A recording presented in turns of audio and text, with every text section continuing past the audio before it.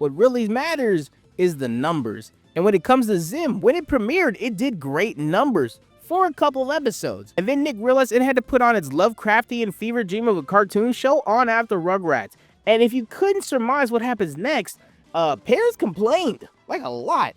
It was too dark for little Timmy. Little Cassandra was having nightmares about some meat episode, and I'm sure some Nick executive woke up in a cold sweat hearing the Doom song in his head on repeat. Begins now. Let us rain some doom down upon the filthy heads of our doomed enemies.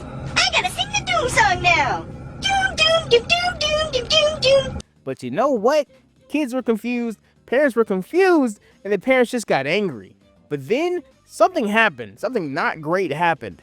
They had the Dark Harvest episode. And man, let me tell you, this episode was something different. And I mean like something crazy different. This episode was all about Zim collecting organs from people the entire episode. And if this wasn't a kid cartoon, and you knew after the cartoon went off, everything would reset in the world and no one would remember what happened because shenanigans will shenanigan, this would be so dark and twisted, man. Like, what? It was a quote-unquote child taking the organs from living beings and putting it inside of his body. You know how, like, on paper messed up that is? You know what? Ignore the paper. Just saying it out loud is super dark. And clearly, that was not gonna fly in the early 2000s during the Satanic Panic. And surprisingly enough, actually not that surprisingly, this wasn't the show's only controversy. They had a couple more of them.